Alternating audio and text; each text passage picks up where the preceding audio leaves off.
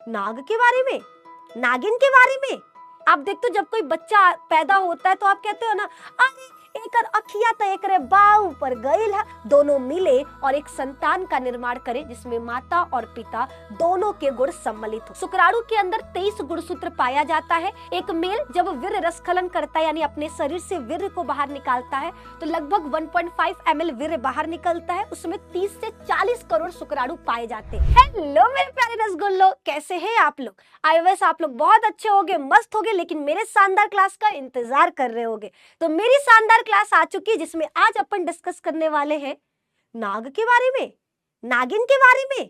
केचुआ है, अरे गधा, ऊपर लिखा है ना शुक्राणु।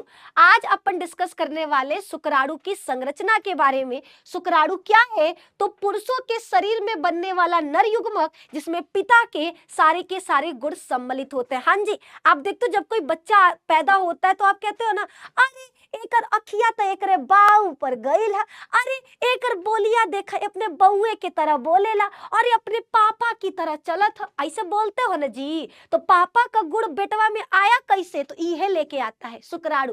अब सवाल ई कैसे लाता है? तो मैथुन क्रिया के दौरान यानी जब मेल और फीमेल क्या कर रहे, मैथुन की क्रिया कर रहे, सेक्स कर रहे, तब उनके पुरुष के शरीर से ये शुक्राणु कहाँ आ जाता है? महिला के शरीर में। और महिला के शरीर में ये अंडे के साथ निषेचन करेगा और अपने आनुवांशिक पदार्थ को महिला के अंडे में डाल देगा ताकि महिला का आनुवांशिक पदार्थ पुरुष का आनुवांशिक पदार्थ दोनों मिले और एक संतान का निर्माण करे जिसमें माता और पिता दोनों के गुण सम्मिलित हो। तो आज के इस छोटे से प्यारे से सेशन में अपन इसी की संरचना के बारे में डिस्कस करने वाले। तो फटाफट से मेरे रसगुल्लो एक बार यस मैम बता दो, है ना?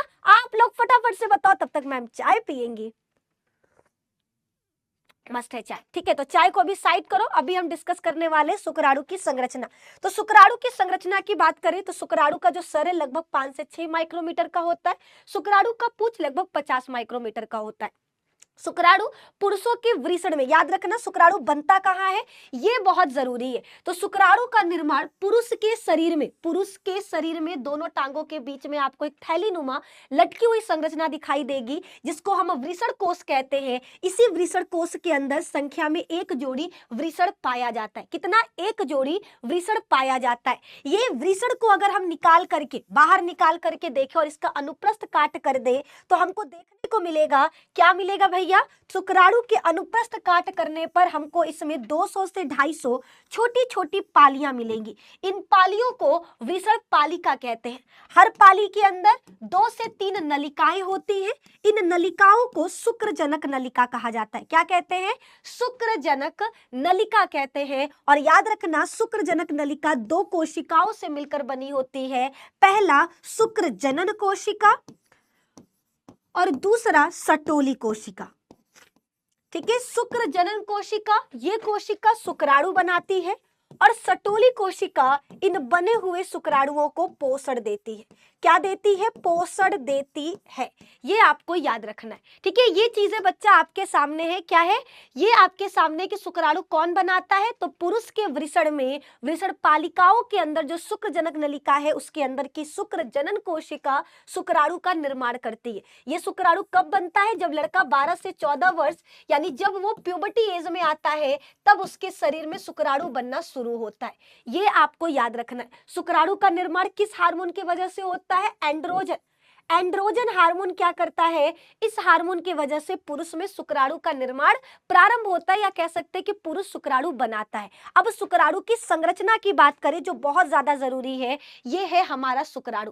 ठीक है, ये हमारा बच्चा शुक्राणु है। परीक्षा में आएगा, क्या लिखोगे? ठीक है, तो शुक्राणु पुरुष के शरीर में बनने वाला नर युग्मक है जिसमें पिता के गुण सम्मिलित होते हैं। शुक्राणु के अंदर 23 गुणसूत्र पाया जाता है, ये आपको लिखना बहुत जरूरी है। शुक्राणु का निर्माण मेल के वृषण में शुक्रजनक नलिका की शुक्र जनन कोशिकाओं के द्वारा होता है। शुक्राणु का निर्माण प्यूबर्टी एज यानी 12 से 14 साल की अवस्था में शुरू होता है और ये जीवन पर्यंत चलता रहता है। जब तक इंसान, लड़का, आदमी मर नहीं जाता उसके शरीर में शुक्राणु बनता रहेगा। ये आपको याद रखना है। एक मेल जब वीर्य रसखलन करता है यानी अपने शरीर से वीर्य को बाहर निकालता है तो लगभग 1.5 ml वीर्य बाहर निकलता है। उसमें 30 से 40 करोड़ शुक्राणु पाए जाते हैं। याद रखना, एक बार वीर्य रसखलन करने पर लगभग उसमें 30 से 40 करोड़ शुक्राणु पाए जाते हैं। ये शुक्राणु महिला के शरीर में जाते हैं और उन सभी शुक्राणुओं में से कोई एक शुक्राणु महिला के अंडे के साथ निषेचन करेगा और निषेचन करके संतान का निर्माण करता है। याद रखिएगा,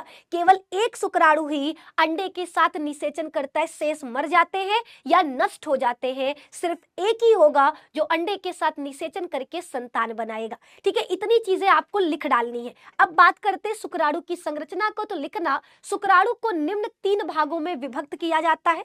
सबसे पहले ऊपरी भाग को शीर्ष कहते हैं, फिर ग्रीवा, और देन आप ये मध्य भाग, और मध्य भाग के नीचे वाले भाग को कहते हैं पूंछ। ठीक है, ये शुक्राणु की संरचना के भाग है। अब देखो, शुक्राणु के सर पर एक टोपी नुमा संरचना होता है जिसे एक्रोसोम कहते हैं। ठीक है, इस एक्रोसोम के अंदर हाइड्रोलिटिक एंजाइम होता है जो अंडे की दीवार को तोड़ने का काम करता है। शुक्राणु के सर पर जो आपका शीर्ष भाग है, इसमें आनुवांशिक पदार्थ यानी पिता के लक्षण पाए जाते हैं, डीएनए पाया जाता है। दूसरे भाग, इसको कहते हैं मध्य भाग, मध्य कह रहे ग्रीवा भाग, इसे कहते हैं ग्रीवा भाग, जो शुक्राणु के शीर्ष भाग को और मध्य भाग को जोड़ने का काम करता है। ठीक है, शुक्राणु के शीर्ष भाग और हमारे मध्य भाग को जोड़ने का काम कौन करता है? तो याद रखिएगा, ग्रीवा करता है। फिर हमारा आता है मध्य भाग, इसके अंदर माइटोकॉन्ड्रिया पाया जाता है। और याद रखना, माइटोकॉन्ड्रिया क्या करता है मेरे दोस्त? तो बच्चा, माइटोकॉन्ड्रिया ऊर्जा का निर्माण करता है ताकि ऊर्जा बन सके। ठीक है, ताकि शुक्राणु मेल से फीमेल के बॉडी में आ सके, ये आपको याद रखना है। क्योंकि देखो, अभी हम इतना चपर चपर चपर चपर कर रहे हैं, हमको चाहिए ताकत। निधि मैम को ताकत मिलता है चाय से, लेकिन शुक्राणु को ताकत कौन चीज से मिलता है? माइटोकॉन्ड्रिया से। तुम लोगों को ताकत मिलता है, मम्मी मारती है पाड़ पाड़, है तब सुबह उठते हो, हाँ मम्मी जात ही पढ़े, काहे मरली है, फिर मम्मी चट से लग गई रे कस के। ठीक है ना, फिर मम्मी चट से मारेंगी, तुरंते उठ के बैठ जाते हो, मम्मी जाग गए, आंखें बड़ा बड़ा करके, मम्मी अब हम पढ़ेंगे मन लगा के। और जैसे ही मम्मी गई, हाँ बाबू आई गई, खाना खा ली, ऐसे सपने में चले जाओगे। तो याद रखना है आपको, है ना। शुक्राणु को ताकत किससे मिलता है मेरे दोस्त? तो माइटोकॉन्ड्रिया से। ये हर बच्चा याद रखेगा, माइटोकॉन्ड्रिया क्या करता है? ऊर्जा का निर्माण करता है। सबसे नीचे वाला और सबसे लंबा भाग, इसको कहते हैं पूंछ, कशाभिका। इसी के मदद से शुक्राणु हमारा तैर करके मेल से फीमेल के बॉडी में आता है। वो गाना सुने हो? ठीक है, आपने विश्वनाथ, शायद क्या तो मूवी का नाम है जिसमें गाना था ना, 7 समुंदर पार मैं तेरे पीछे पीछे आ गई, मैं तेरे पीछे पीछे आ गई। उस मूवी में तो लड़की गाई थी लड़के के लिए, लेकिन रियल लाइफ में हमारा शुक्राणु कहता है कि भैया मेल का बॉडी, उसमें तैर के हम फीमेल के बॉडी में अंडे के पास आए हैं। तो याद रखना, हमारा शुक्राणु भी क्या करता है भैया? तैर करके मेल के बॉडी से फीमेल के बॉडी में आता है। सवाल, तैरता कहाँ पर है? तो मेल के बॉडी में जो जनन ग्रंथियां होती हैं, प्रोस्टेट, शुक्राशय और बल्बो इरेथ्रल, ये 3 जनन ग्रंथियां हैं। ये तीनों एक लिक्विड निकालती हैं जो वीर्य का निर्माण करता है। तो वीर्य में ग्रंथियों से निकलने वाला द्रव और शुक्राणु पाया जाता है। ठीक है, ग्रंथिल द्रव पाया जाता है और प्लस शुक्राणु, इसी को कहते हैं वीर्य। वीर्य का मतलब एक ऐसा द्रव जिसमें शुक्राणु पाया जाएगा और ग्रंथिल द्रव उपस्थित होगा।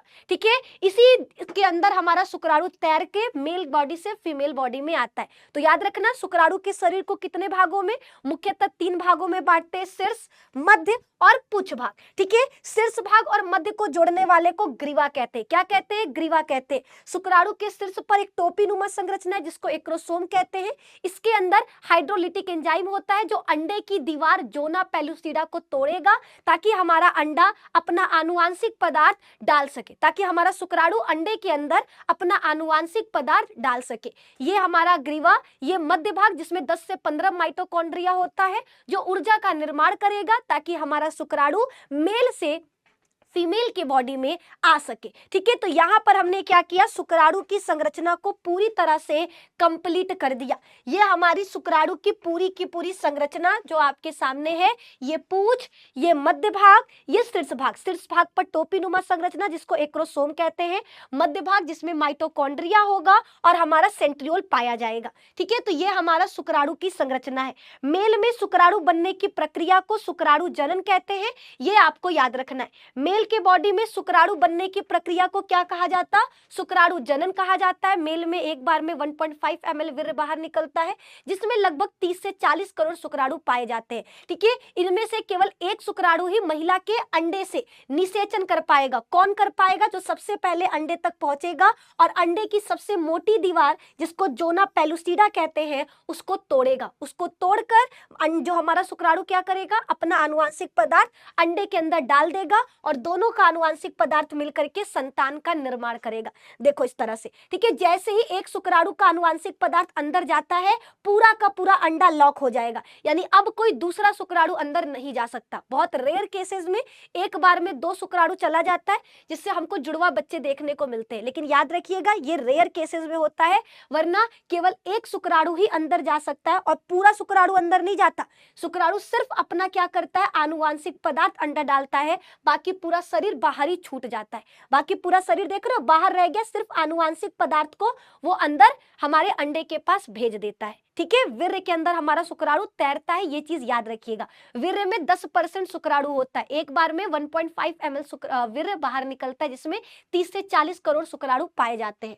ये आपको याद रखना है। ठीक है, मेल में बनता है शुक्राणु, फीमेल में बनता है एग यानी अंडाणु। और जब शुक्राणु और अंडाणु मिलते हैं तो आपका जाइगोट बनता है, यानी युग्मनज। युग्मनज से भ्रूण और भ्रूण से एक शिशु का निर्माण होगा। ठीक है, मेल और फीमेल। याद रखना, संतान कब बनता है? संतान का निर्माण होगा जब मेल और फीमेल के अंदर बनने वाले गैमेट मिलेंगे। लड़का और लड़की के से मिलने से संतान नहीं बनता। लड़का और लड़की के अंदर बनने वाले युग्मकों के मिलने से संतान बनता है। जब मेल और फीमेल के जो युग्मक है वो मिलेंगे तो आपका क्या बनेगा? पहले युग्मनज, फिर आपका एम्ब्रियो और आपका फिर संतान यानी शिशु। ये आपको याद रखना है, ये मेरे दोस्त आपको याद रखना है। तो ये हमारा शुक्राणु का पूरा डायग्राम हमने समझा दिया, शुक्राणु के बारे में हमने समझा दिया। तो शुक्राणु कोई नॉर्मल, इसको हल्के में मत लेना। शुक्राणु में वो ताकत है जो एक नया जीवन दे सकता है। याद रखना, पुरुष में जो शुक्राणु बनता है वो 2 तरह का होता है। कैसे? पुरुष का जो लिंग गुणसूत्र होता है वो XY होता है। तो कुछ शुक्राणु X लिंग गुणसूत्र वाले होते हैं, कुछ Y लिंग गुणसूत्र वाले होते हैं। आगे बताएंगे कि आखिर लड़का और लड़की कैसे बनते हैं, आखिर लिंग का निर्धारण कैसे होता है। ये चीजें हम नेक्स्ट क्लास में डिस्कस करेंगे। आज के लिए सिर्फ इतना ही। अपना ख्याल रखो, मस्त रहो, निधि मैम की क्लासेस में आते रहो। ये वीडियो कैसा लगा आप लोग कमेंट बॉक्स में जरूर बताना। अपने दोस्तों को शेयर कर दो। एक छोटे से टाइम में हमने एक इतना इंपॉर्टेंट टॉपिक डिस्कस करने की कोशिश की है। तो प्लीज लाइक, शेयर और चैनल पे नए हैं तो चैनल को सब्सक्राइब कर लो। बहुत बहुत धन्यवाद। Bye, take care. लाइक फटाफट से करो, सब्सक्राइब तुरंत कर लो भैया। बाय।